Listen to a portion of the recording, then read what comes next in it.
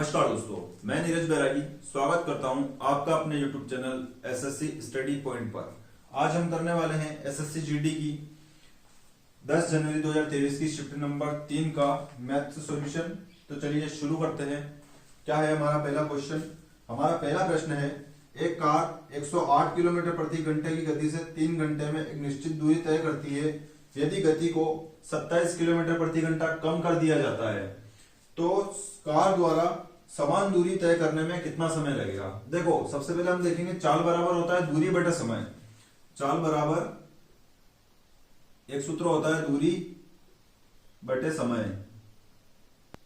ठीक है, अगर हमको दूरी ज्ञात करना पड़ेगा तो ये समय इधर बटे से उठकर बराबर से इधर आके इस चाल में मल्टीप्लाई हो जाएगा।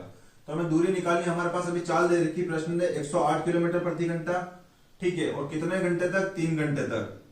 तो हमारी दूरी कितनी आ जाएगी? यहां से हमारी दूरी आ जाएगी बराबर 8 यानी 324 किलोमीटर। ये हमारी क्या हो गई?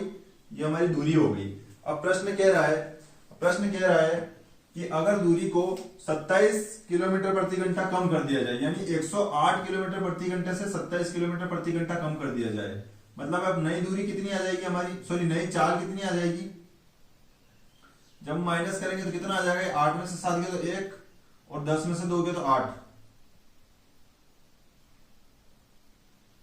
81 किलोमीटर प्रति घंटे के हिसाब से चले तो यही दूरी तय करने में कितना समय लगेगा?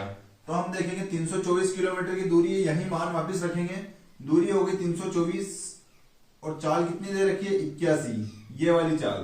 तो कितना समय लगेगा? समय के लिए टी यूज करेंगे।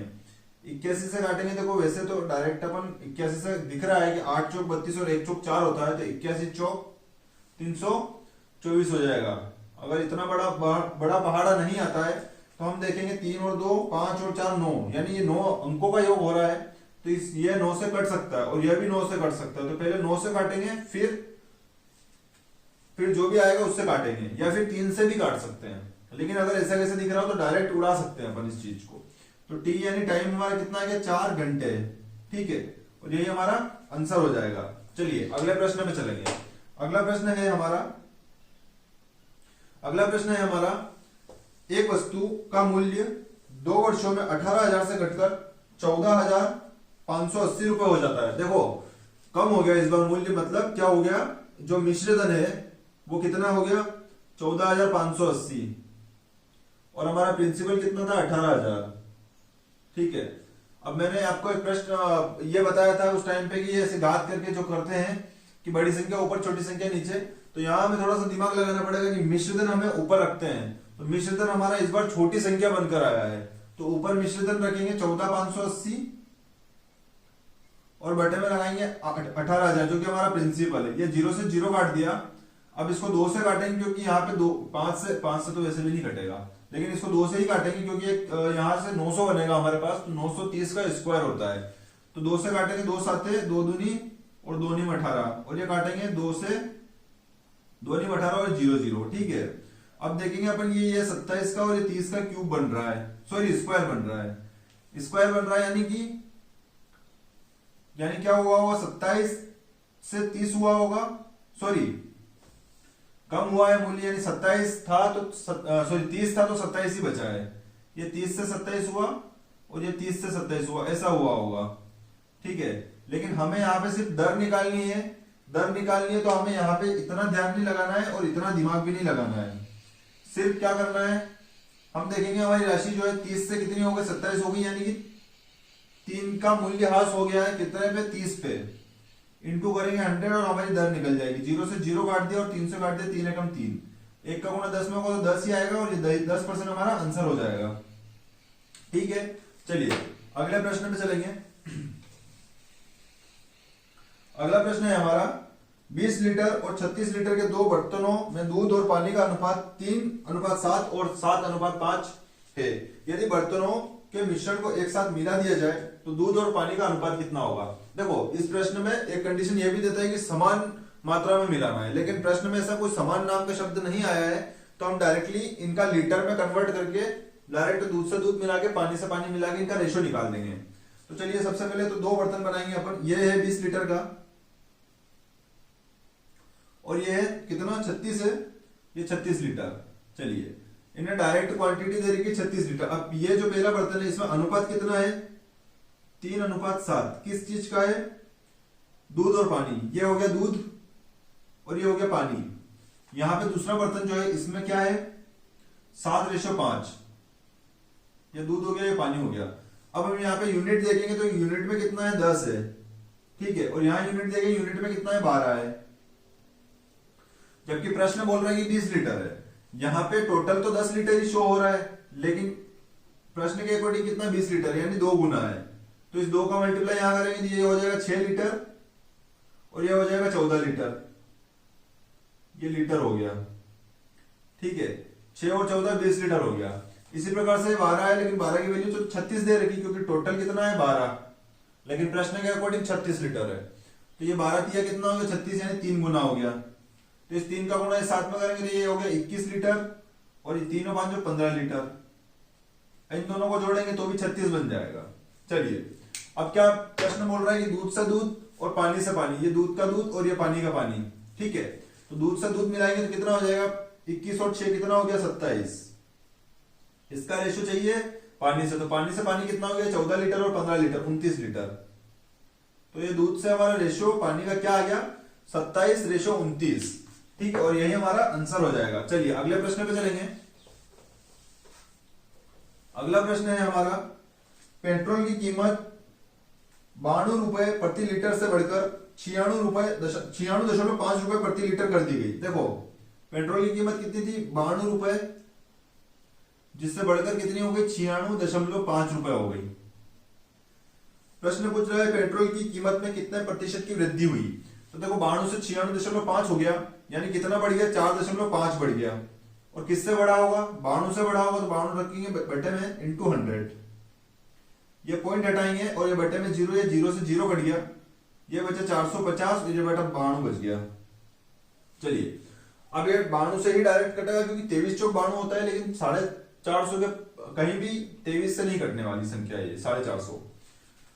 इसको डायरेक्ट काट सकते थे, देखो 100 के आसपास है तो ये 400 4 बार जाएगा, ये 4 बार गया, कितना हो गया, 32 कम हो गया 400 से, और 50 ये वही 820 हो गया। यानी 92 से 9 बार तो पूरा पूरा नहीं जा सकता। यहाँ पे हम लगाएंगे पॉइंट और ये लगाया 0, तो 92 8 से तो ऊपर आंसर आएगा और 9 से कम आएगा, तो पॉइंट में 8 और 9 के बीच में आएगा। तो 4 ऑप्शन में देखेंगे, 8 से बड़ा एक ही ऑप्शन दिख रहा है और 9 से छोटा एक ही ऑप्शन दिख रहा है, 4.9%, ठीक है। तो यही हमारा आंसर हो जाएगा। 5.1 तक ये जा नहीं सकता है और 4.7 ये हो नहीं सकता है, ठीक है। तो हमारे आंसर में ऑप्शन देख के ही लगाना पड़ेगा। चलिए अगले प्रश्न पे चलेंगे। अगला प्रश्न है हमारा कि 24 और 36 का तृतीय अनुपाती कितना है। तो 24 ये हो गया और ये हो गया 36, और इसका तृतीय अनुपाती नहीं पता है तो ये लिख देंगे, ठीक है। अब ये 24 के बटे में ये आ जाएगा, फिर 36 के बटे में ये आ जाएगा, तो ये हो जाएगा 24 बटे 36 बराबर ये 36 बटे में ये तृतीय अनुपाती a, ठीक है। अब ये a का मल्टीप्लाई 24 में होगा तो ये हो जाएगा 24 इंटू a बराबर ये 36, और ये 36 ऊपर जाके इंटू हो गया इस वाले 36 से। चलिए 6 से काटेंगे, 6 चौक 24 और 6 6 36, फिर इस 4 से काटेंगे 36 को 9 बार में जाएगा, 9 4 नीम 36, तो a का मान कितना आ गया, 6 नीम कितना हो गया 54, और यही हमारा आंसर हो गया। चलिए अगले प्रश्न पे चलेंगे। अगला प्रश्न है हमारा, दो शंकुओं का आयतन 3:2 के अनुपात में है और उनकी त्रिज्या 3:4 के अनुपात में है, तो उनकी ऊंचाइयों का अनुपात कितना है। देखिए दो शंकु हैं और दोनों शंकु में ऊंचाइयों का अनुपात पूछा है और त्रिज्या का अनुपात दिया है। अब दो शंकु है तो दो शंकु के सूत्र, शंकु का सूत्र तो एक ही होता है, लेकिन त्रिज्या और ऊंचाई अलग अलग है, तो हमको त्रिज्या और ऊंचाई के नाम अलग अलग दे देंगे। चलिए यहां एक काम, चलिए इसको छोड़िए। पहला हो गया शंकु फर्स्ट, ये हो गया पहले शंकु का आयतन पाई r²h, तो मैंने r1 नाम दे दिया इसको और स्क्वायर कर दिया और h1 नाम दे दिया इसको, ठीक है। और चूंकि अनुपात है तो हम इसको बटे में भी लिख सकते हैं। दूसरा शंकु हो गया 1/3, ये हो गया पाई और ये हो गया r2² और ये हो गया h2, ठीक है। अब इन दोनों का अनुपात हमको क्या दे रखा है,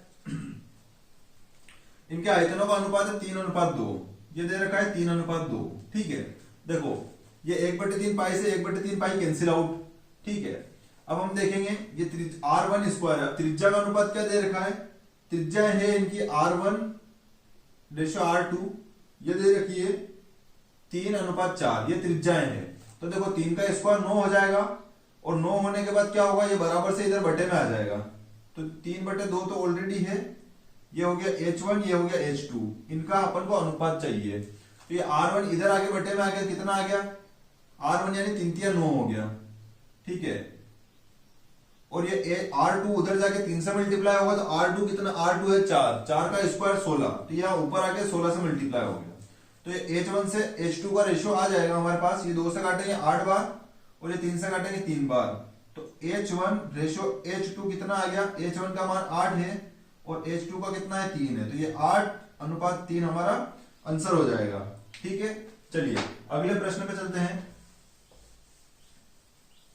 अगला प्रश्न है हमारा, एक छूट योजना के तहत 20% की छूट देने के बाद भी 10% का लाभ होता है, अंकित मूल्य क्रय मूल्य से कितने प्रतिशत अधिक है। देखो यहाँ पे अपन इस तरीके से भी कर सकते हैं इस प्रश्न को कि मान लो अंकित मूल्य 100 है और इस पे 20% की छूट दी, यानी 80 के बराबर बेच दिया। अब बेचा होगा तो क्रय मूल्य पे लाभ हुआ होगा, प्रश्न कह रहा है 10% का लाभ हुआ, तो क्रय मूल्य माना x और x का 10% यानी ये हो जाएगा लाभ। ठीक है, ये 100 से 100 कट गया और ये 0 से 0 कट गया, तो ये हो जाएगा 800 बटे में 11 आ जाएगा, और ये हो जाएगा हमारा क्या, सीपी यानी क्रय मूल्य। अब ये तो हो गया हमारा क्रय मूल्य, और अंकित मूल्य हमने माना था 100।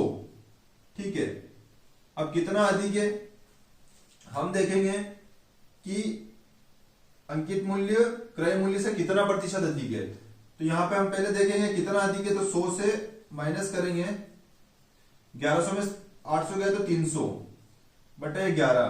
ठीक है, ये 11 हो गया, और परसेंट के लिए 2 जीरो लगा दिए। चलिए इंटू 100 करेंगे, 2 जीरो से 2 जीरो कट जाएगा, सॉरी ये 100 नहीं होगा, यहां पे इतना ज्यादा आ रहा है ये। ठीक है, इस टाइप से करना नहीं है, हालांकि ये इस टाइप से हो जाएगा।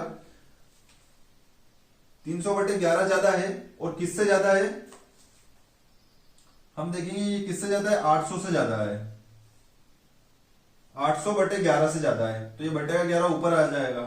ठीक है, 2 जीरो से 2 जीरो कट गया, 11 से 11 कट गया, और परसेंटेज के लिए इंटू 100 करेंगे तो 100 दिया 300 हो जाएगा, और ये बटे 8 हो जाएगा। अब इसको काटेंगे अपन तो कितना आ जाएगा अपना, 37.5% आ जाएगा। ठीक है, इसमें बहुत सारी बेजामारी नहीं करना है इतना, ये तो ठीक है, कंसेप्चुअली थोड़ा मेथड टाइप भी हो गया। अपन को किस टाइप से करना है, अपन मानेंगे क्रय मूल्य को 100, मान लो हमारा क्रय मूल्य कितना है 100 है, और अगर लाभ हो रहा है, प्रश्न बोल रहा है, प्रश्न में आ रहा है 10% का लाभ हो रहा है, यानी वस्तु को बेचा कितने में होगा, उसका सेलिंग प्राइस कितना रहा होगा 110, क्योंकि क्रय मूल्य पे ही लाभ होता है। 100 पे 10 का लाभ यानी 110 हो गई होगी वस्तु क्रय मूल्य। ठीक है, अब हम देखेंगे कि 20% की छूट पर बेचा है, यानी जो 110 आया है ये 20% की छूट के बाद आया, यानी 80% की वैल्यू है। ये 110 में बेचा है, ये तो 110 में बेचा है तो 20% की छूट पर बेचा है, यानी 80 के बराबर बेचा है। तो ये 0 से 0 काटेंगे और अब सारी चीजें भूल जाएंगे। अब ये इक्वेशन बनी है, इसमें हमारा क्रय मूल्य क्या रहेगा, 8 रहेगा हमारा सीपी, और एमपी रहेगा हमारा ऊपर वाली चीज। ठीक है, अब हम देखेंगे एमपी सीपी का एमपी से रेशियो कितना हो गया, 8 से 11 हो गया, यानी एमपी कितना ज्यादा है क्रय मूल्य से, तो 3 ज्यादा है, और किससे ज्यादा है क्रय मूल्य से, बटे में 8 और इंटू 100। तो इस तरीके से हमारा देखो एक 300 बटे 8 हो गया, और इसको काटेंगे अपन 8 या 24, 6 बचा 8 7 56 और 8 5 40, तो 37.5% हमारा आंसर हो गया। इस टाइप से करेंगे तो काफी हद तक चांसेस है कि हमारा सही भी हो जाएगा, और ज्यादा समय भी सवाल को करने में नहीं लगेगा। अगर अपन उस टाइप से करेंगे तो देखो मैं भी थोड़ा सा अटक गया था उस सवाल में, तो कहीं ना कहीं एग्जाम में हम अटक जाएंगे तो हमारा समय खराब हो जाएगा। चलिए अगले प्रश्न पे चलेंगे आप, कि रामू और मोहन अलग अलग एक कार्य को 10 घंटे और 16 घंटे में कर सकते हैं। तो एक रामू है और एक मोहन है, ये 10 घंटे में कर सकता है और ये 16 घंटे में कर सकता है। ठीक है, तो यहां से टोटल वर्क निकाल लेंगे, कि हम देखेंगे टोटल काम कितना है, तो इन दोनों का एलसीएम हो जाएगा 80, यानी टोटल काम कितना आ गया 80। अब इनकी एफिशिएंसी निकालेंगे, तो रामू की एफिशिएंसी कितनी आ जाएगी, 10 8 80, और मोहन की कितनी आ जाएगी 16 5 80, यानी ये 8 कार्य प्रतिदिन करता है और ये 5 कार्य प्रतिदिन करता है। प्रश्न कह रहा है कि 2 घंटे एक साथ कार्य करने के बाद मोहन कार्य छोड़ देता है। तो देखो 2 घंटे एक साथ काम किया, आप दोनों मिलकर एक साथ काम कितना कर रहे हैं, 8 और 5 13 काम प्रति घंटे। सो ये दिन लिख दिया है यहाँ पे, घंटे में है तो घंटे लिख देंगे, इससे कोई फर्क नहीं पड़ता है। 8 और 5 13 कार्य प्रति घंटे कर रहे हैं, तो 2 घंटे तक कार्य किया तो टोटल काम कितना कर लिया उन्होंने, 26 काम कर लिया। अब प्रश्न कह रहा है कि मोहन ने कार्य छोड़ दिया, तो अब करेगा कौन, रामू कार्य करेगा। ठीक है, अब टोटल काम है कितना, तो 80 में से 26 हो गया है, तो काम कितना बचा है, 54 काम बचा है। इसको कौन करेगा, रामू करेगा। किस हिसाब से, 8 कार्य प्रति घंटे के हिसाब से। तो 8 कार्य प्रति घंटे के हिसाब से शेष कार्य कितने घंटे में कर लेगा, ये हो जाएगा 8 छंग 48। कितना बचा, 6 बचा, 6 ऊपर लिख दो और बटे में जिससे भाग दिया वो लिख दो। इसको और काट लो, 2 तिया 6 और 2 चौक 8, यानी कितना आ गया, 6 से 3/4 घंटे। ये हमारा आंसर हो जाएगा। चलिए अगले प्रश्न पे चलेंगे। अगला प्रश्न है, एक चुनाव में ए और बी 2 उम्मीदवार थे। निर्वाचन क्षेत्र में मतदाताओं की कुल संख्या कितनी थी, 90,000। मतलब उस जो भी वोटिंग लिस्ट थी उसमें टोटल वोटर कितना थे, 90,000 थे। अब प्रश्न कह रहा है कि वोटिंग जो है कुल मतों का 70% मतदान हुआ, यानी 90,000 वोट थे लेकिन टोटल लोग नहीं आए। 100% की वैल्यू है लेकिन लोगों ने वोट कितना डाला है, 70%। अब ये जो वैल्यू आई है ये टोटल वोटिंग डालने वाले लोगों की आई है। अब प्रश्न कह रहा है कि ए को डाले गए मतों के 60% मत प्राप्त हुआ है। ठीक है, ए को कितना मिला है इस टोटल का, 60%। लेकिन प्रश्न पूछ क्या रहा है कि बी को कितने हुए। तो ए को अगर 60% मत प्राप्त हुए हैं तो बी को 40% हुए होंगे। प्रश्न ने बी का पूछा है तो अपन बी का निकालेंगे 40%। चलिए 2 0 से 2 0, ये 2 0 से 2 0 कट गए। ठीक है, अब ये 0 0 तो पीछे लगा लेंगे, बाकी संख्याओं का गुणा करेंगे, 7 चौक 28 और 28 नीम कितना हो जाएगा, 252। 28 नीम 252 हो गया और यही हमारा आंसर हो गया। ठीक है, अगले प्रश्न पे चलेंगे। अगला प्रश्न है हमारा, एक टेबल जिसका अंकित मूल्य 300 रुपए है उसे 20% और 10% की 2 छूट पर बेचा जाता है। यदि इसके अतिरिक्त नगद भुगतान पर 5% की और छूट दी जाती है तो टेबल का नगद मूल्य कितना है। चलिए, अंकित मूल्य है, इसमें 3 छूटें मिल गई है। ये 300 रुपए की अंकित मूल्य है, इस पे पहले 20% की फ्रैक्शन वैल्यू होती है 1/5, यानी 5 पर 1 की छूट मिली, यानी 4 के बराबर बेच दिया और ये छूट किससे मिली, 5 से। फिर प्रश्न कह रहे हैं 10% की छूट, यानी 10% की फ्रैक्शन वैल्यू होती है 1/10, यानी 10 पे 1 की छूट, यानी 9 में बेच दिया 10 की चीज को। और एक छूट और अतिरिक्त मिल रही है 5% की, तो 5% की फ्रैक्शन वैल्यू कितनी होती है, 1/20, यानी 20 पे 1 की छूट, यानी 19 के बराबर बेचा है 20 से। चलिए, अब इसमें कुछ नहीं करना है, सिर्फ कैलकुलेशन मारना है। तो देखो ये 2 0 से 2 0 कट गए, ये 2 0 से 2 0 कट गए। ठीक है, ये हो गया 5 दूनी 10, क्योंकि बटे में 10 इसलिए ले रहे हैं क्योंकि पॉइंट से एक संख्या पहले पॉइंट लगा देंगे। सॉरी, संख्या ऊपर बटे में अगर 1 0 रहेगा तो ऊपर संख्या से 1 पॉइंट लग जाएगा। ठीक है, तो अपन इसको 2 से काटेंगे नहीं, डायरेक्ट मल्टीप्लाई कर लेंगे। तो ये हो जाएगा 4 तिया 12 और ये हो जाएगा 19 नाम 171, बटे में हो जाएगा 10। 12 से मल्टीप्लाई करेंगे, 12 एकम 12, 12 साथ 84 और 85, 80 लगी 8, 12 एकम 12 और 8 20, बटे में हो गया 10। तो ये 2 1 0 है बटे में, तो ये संख्या से पहले पॉइंट लगा लो, 205.2, तो इतने रुपए में उसने बेच दिया होगा। ठीक है, तो ये हो जाएगा इस प्रश्न में नगद मूल्य और यही हमारा आंसर हो जाएगा। चलिए अगले प्रश्न पे चलेंगे। अगला प्रश्न है हमारा, एक चोर अपनी यात्रा 60 किलोमीटर प्रति घंटे से शुरू करता है और 30 मिनट बाद पुलिस उसी स्थान से 80 किलोमीटर की गति से चलती है। पुलिस चोर को पकड़ने में कितना समय लेगी। तो देखो, एक चोर है जो कि 60 किलोमीटर प्रति घंटे से भाग रहा है, 60 किलोमीटर प्रति घंटे से। अब क्या है, 30 मिनट बाद पता चला है, 30 मिनट बाद। तो देखो 1 घंटे में 60 जा रहा है, तो दिमाग लगा के देख सकते हैं कि 30 मिनट में कितना जाएगा। 1 घंटे यानी पूरे घंटे में 60 है, तो आधे घंटे में 30 जाएगा, यानी 60 मिनट में 60 किलोमीटर, 1 मिनट में 1 किलोमीटर, तो 30 मिनट में 30 किलोमीटर। तो चोर कितना चल गया होगा, यहां से यहां तक आया होगा और 30 किलोमीटर चल गया होगा। अब भी ये चलेगा, आगे और भी चलेगा, लेकिन अब क्या होगा, अब यहां से पुलिस पीछा करना शुरू करेगी और ये पुलिस की स्पीड रहेगी 80 किलोमीटर प्रति घंटा। ठीक है, अब हम देखेंगे ये भी इसी दिशा में भाग रहा है और ये भी इसी दिशा में भाग रहा है। तो चालें हमेशा माइनस होगी, समान दिशा में जाने पर चालें माइनस होगी। तो 80 में से 60 जाएगा तो 20 किलोमीटर प्रति घंटा चाल हो गई। चाल बराबर दूरी कितनी है दोनों के बीच में 30 की। तो समय कितना लगेगा, सिर्फ समय ही पूछा है, तो ये टी इधर आ जाएगा बराबर, ये 0 से 0 काट दिया और ये 3 बचा और ये 2 इधर आके बटे में, तो ये हो जाएगा 3/2 घंटे, इतना समय लगेगा और यही हमारा आंसर हो जाएगा। चलिए अगले प्रश्न पे चलेंगे। अगला प्रश्न है हमारा, राहुल 4 किलोमीटर प्रति घंटे की गति से एक निश्चित दूरी तय करता है और उसी मार्ग से 3 किलोमीटर प्रति घंटे की गति से वापस आता है। पूरी यात्रा में उसकी औसत गति कितनी है? औसत गति वाले सवाल एसएससी जीडी के हर एक शिफ्ट में आ रहे हैं और इतना भी कैलकुलेटिव नहीं आ रहा है। ठीक है, ये देखो 4 से गया और 3 से आया, औसत चाल पूछी इसलिए 2 से गुणा करेंगे और बटे में दोनों को चालों को जोड़ देंगे। 4 और 3 कितना हो गया 7। अब ये गुणा करेंगे 4 3 12, 12 दूनी 24, तो 24/7 हो जाएगा, यही उसकी औसत चाल हो गई। और काटेंगे इसको क्योंकि प्रश्न में और काट रखा है, ऑप्शन पॉइंट में है, तो ये हो जाएगा 7 या 21, 3 बचा, 3 बचा ना, 7 या 21 पॉइंट लगाएंगे, 3 बचा, 30 हो जाएगा, 7 चौक 28। आगे और दे रखा है कि नहीं? और दे रखा है, 7 चौक 28, 2 बचा 0, 7 दूनी 14, तो हमारा आंसर हो जाएगा 3.42 किलोमीटर प्रति घंटा और यही हमारा औसत चाल हो गई। अब प्रश्न में तो कहीं से कहीं तक 4 2 नहीं है, 3 है, तो ये अभी और आगे चलेगा, तो यहीं पे अपन इसको एक बढ़ाकर यहीं रोक सकते हैं, तो 3.43 पर किलोमीटर प्रति घंटा हमारा आंसर हो जाएगा। चलिए अगले प्रश्न पे चलेंगे। अगला प्रश्न है, ए किसी कार्य को 8 दिनों में, बी किसी कार्य को 24 दिनों में कर सकता है। वे एक साथ कार्य शुरू करते हैं लेकिन कार्य पूरा होने से 4 दिन पहले ए कार्य छोड़ देता है। संपूर्ण कार्य को पूरा करने के लिए ए और बी द्वारा लिए गए दिनों की संख्या ज्ञात कीजिए। चलिए यहाँ पे ए है और बी है, ये 2 जने हैं जो कि कार्य कर रहे हैं, ये 8 दिनों में कर सकता है और ये 24 दिनों में कर सकता है। तो हम सबसे पहले एफिशिएंसी निकालेंगे कि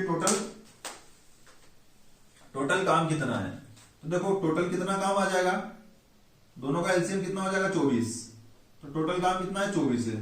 चलिए अब हम देखेंगे ए कितना कार्य प्रतिदिन 8 किया 24, 3 कार्य प्रतिदिन करता है, और बी कितना करता है 24 से कम 24, यानी बी जो है 1 कार्य प्रतिदिन करता है। अब प्रश्न कह रहा है कि लेकिन कार्य पूर्ण होने से, देखो कार्य पूरा करने चले थे लेकिन काम पूरा होने से 4 दिन पहले, यानी यहां से काम शुरू हुआ यहां खत्म हो गया, लेकिन ये जो 4 दिन का समय है यहां पे सिर्फ ए ने तो कार्य छोड़ दिया, यानी बी ने काम किया होगा यहां पे 4 दिन तक। ये जो लास्ट का 4 दिन का समय यहाँ पे बी ने काम किया होगा, यहाँ पे ए और बी दोनों ने साथ में काम किया है।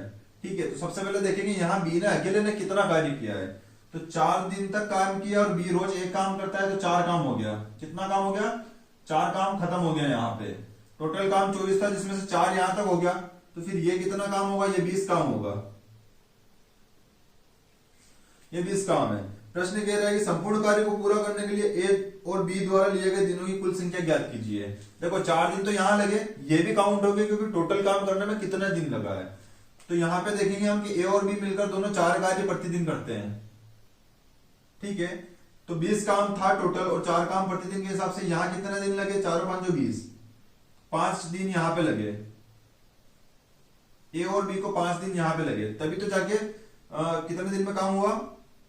4 कार्य हिसाब से 4 × 5 20 हो गया, तो 20 काम यहाँ 5 दिन में हुआ और 4 काम यहाँ 4 दिन में हुआ, तो 5 और 4 9 दिन। टोटल ए और बी को कितना टाइम लग गया? 9 दिन लगा टोटल काम खत्म करने में। चलिए अगले प्रश्न पे चलेंगे। अगला प्रश्न है हमारा, एक व्यक्ति 475 रुपए प्रत्येक की दर से 2 कुर्सियां बेचता है। चलिए, जिससे एक पर 25% का लाभ, दूसरे पर 20% की हानि होती है। यदि उसने 575 रुपए प्रत्येक की दर से दोनों कुर्सियों को बेचा होता तो उसका लाभ या हानि प्रतिशत कितना होता? चलिए देखो 475 रुपए में बेचा है। सबसे पहले अपन क्रय मूल्य निकालेंगे, तो पहली वस्तु पे CP1 यानी पहली वस्तु का क्रय मूल्य, CP1 पहली वस्तु का क्रय मूल्य क्या होगा? 475 में बेचा है, तो यहाँ पे क्या हुआ है? उसको लाभ हुआ है। तो ये जो वस्तु है ये लाभ 125 के बराबर इंटू करेंगे 100, ये हमारा क्रय मूल्य हो जाएगा। देखो 475 में बेचा है और 25% का लाभ कमाया है, चलिए 25 पांजे और 25 चौक 100 हो गया। 5 से काटेंगे, 5 नीम 45 और 5 5 25। चलिए 9 चौक 36, 360 और 380। पहली वस्तु का क्रय मूल्य कितना आ गया 380, यानी पहली वस्तु को 380 रुपए में उसने खरीदा है। दूसरी वस्तु का सीपी देखेंगे, CP2। दूसरी वस्तु को भी 475 में बेचा, लेकिन कितना हानि हुआ है 20% की हानि हुई, यानी 80 के बराबर बेचा इंटू 100। ये 20 पांजे 100, 20 चौक 80। 4 से काटेंगे, 4 एकम 4, 4 एकम 4, 4 8 32, 75 है ना। देखो ऊपर काटेंगे, यहाँ नहीं काटेंगे। 4 एकम 4, फिर 4 एकम 4, ये 3 बचा, 4 8 32, 3 बचा, 4 7 28, 4 5 20। 118 पांजे कितना हो गया 590। तो ये 590 तो टोटल हो गया। और ये 5 5 5 25, 2 5 7 35, 36 37, 37 का 7, और ये हो गया 3। आप इसका मल्टीप्लाई करेंगे तो आपको CP2 मिलेगा, क्रय मूल्य, यानी दूसरी वस्तु खरीदी थी उसने 593.75 पैसे में। ठीक है, तो क्रय मूल्य टोटल देखेंगे अपन की दोनों वस्तुओं का CP, दोनों वस्तुओं का CP कितना हो गया, ये हो जाएगा 380 और 593.75। तो ये हो जाएगा 3 7 5 17 973.75। ये दोनों वस्तुओं को खरीदने में इतना पैसा उसको लगा था। ठीक है, चलिए अब ये बोल रहा है कि नया विक्रय मूल्य कि 575 में दोनों प्रत्येक को बेचता, तो दोनों को कितने में बेचेगा फिर वो। नया SP कितना आ गया 1150। ठीक है, यानी खरीदा इतने में है और बेच रहा कितने में, वो 1150 में। चलिए, तो भी लाभ हो रहा है यहाँ पे, हम देखें कितने का लाभ हो रहा है। तो ये हो जाएगा 25, 9 में से 3 जाएगा, 6 बचेगा, फिर यहाँ पे 4 बचा, 14 में 7 गया तो 7 बचा,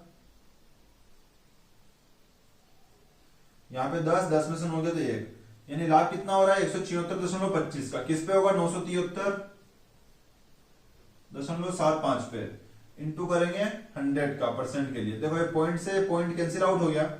अब इसको काटेंगे अपन, तो काटने के लिए देखो 5 से नहीं काटना है, ये 25 25 के पहाड़े में जाता है और 75 भी 25 के पहाड़े में आता है। पीछे की दो संख्या अगर 25 से कट रही है तो पूरी संख्या 25 से कटेगी, तो अपन 25 से ही काटेंगे ताकि हमारा समय खराब ना हो। 25 7 175, 1 बचा, भाग नहीं जाने का 0, 25 5 125। ठीक है, यहाँ भी 25 से काटेंगे, 25 से 75, 22 बचा, 223 हो गया, 25 8 200, ये 23 बचा, 2 3 23 बचा, ये हो जाएगा 25 9, ये हो जाएगा 25 9 हो गया।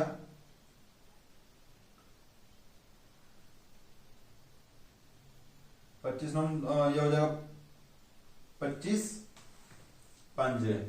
चलिए कितना 12 बचा, 25 5 हो गया। चलिए अब 5 से काटेंगे क्योंकि 25 से भाग नहीं जा रहा, 5 से जाएगा, 5 एकम 5, ये 2 बचा, 5 चौक 20 और 5 एकम 5, 5 से इसको काटेंगे, 5 7 35, 3 बचा, 5 7 35 और ये 9 हो गया। चलिए क्या 141 का ये 1 आ रहा है और ये 9, यानी 1 नम होगा, तो क्या हो सकता है क्या 141 इंटू 9,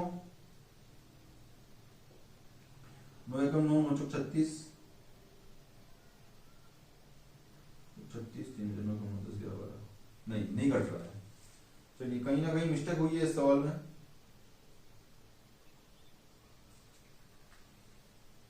पच्चीस 7 175, 1 बचा,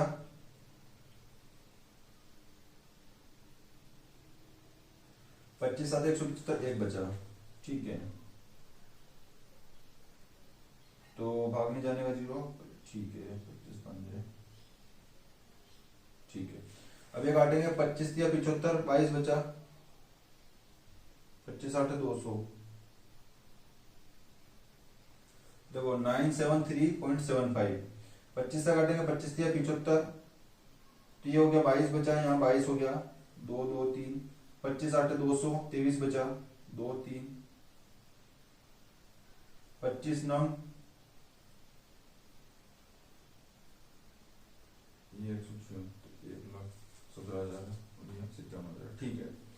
चलिए अब ये नहीं कट रहा है, ये 6 हो गया, 7 7 14 7 21 22 23, ये भी नहीं कट रहा है। चलिए इस प्रश्न को क्या हो सकता है, थोड़ा सा वेट कीजिएगा 1 सेकंड, 1 सेकंड में देख के बताता हूं।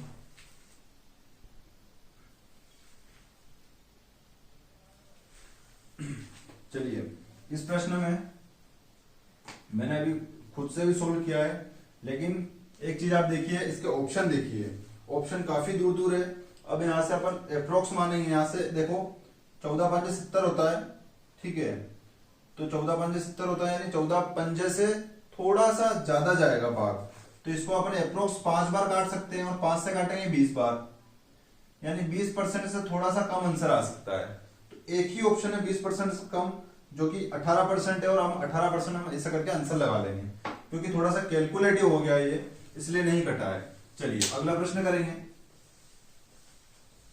क्या आंसर हो जाएगा हमारा 18% इस सवाल का। चलिए अगला प्रश्न करेंगे। अगला प्रश्न है, रोहन अपनी पूरी यात्रा को 3 बराबर भागों में विभाजित करता है और अपनी कार से पहले भाग को 30 किलोमीटर प्रति घंटा की गति से, देखो पहले भाग जो है वो 30 किलोमीटर प्रति घंटे की गति से, ठीक है, और दूसरे भाग को 40 किलोमीटर प्रति घंटे से, दूसरे भाग को 40 किलोमीटर प्रति घंटे के हिसाब से, और अंतिम भाग को 50 किलोमीटर प्रति घंटे के गति से तय करता है।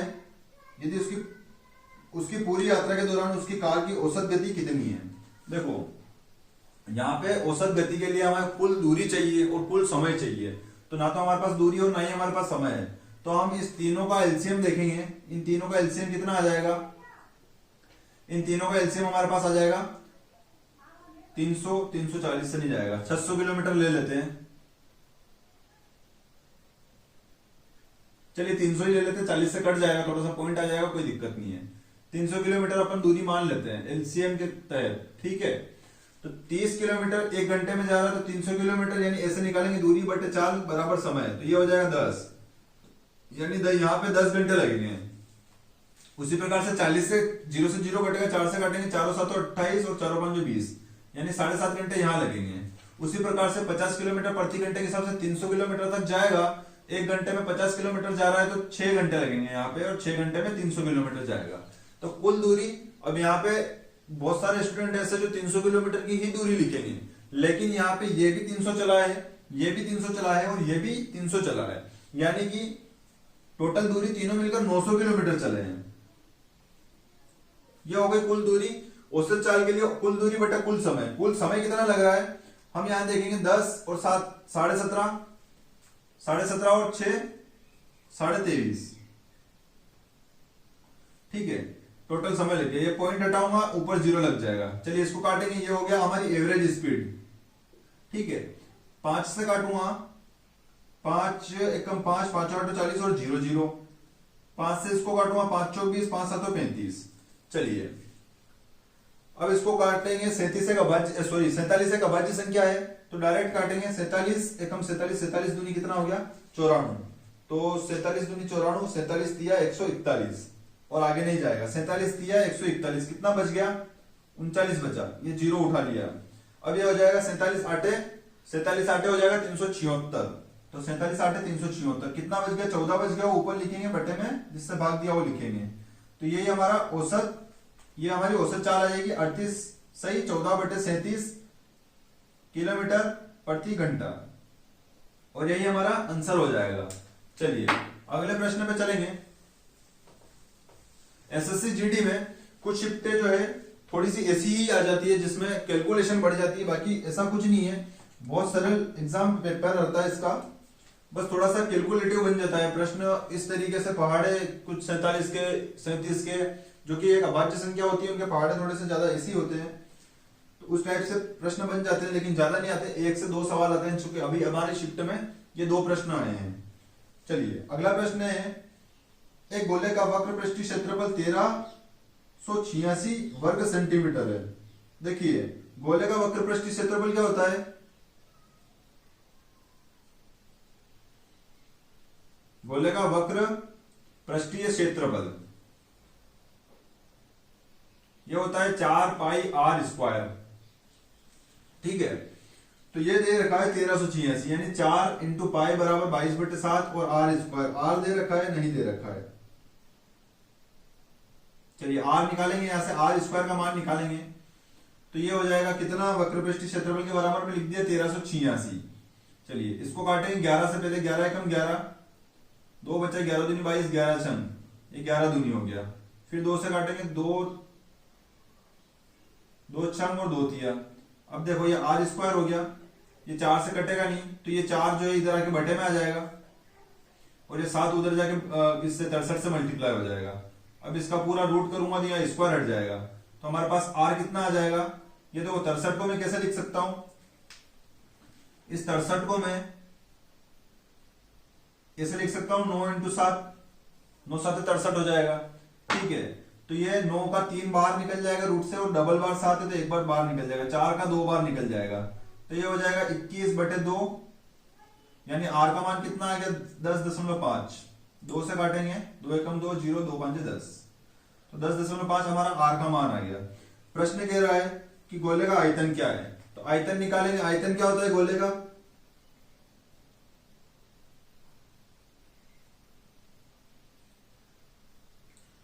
गोले का आयतन होता है 4/3 पाई आर क्यूब।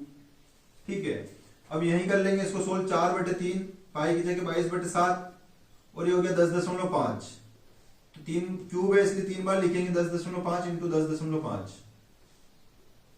ठीक है, थोड़ा सा जगह कम पड़ रही है यहाँ पे, तो अपन एक काम करेंगे और बढ़ा देता हूं मैं इसको थोड़ा सा, 4/3 × 22/7 × 105।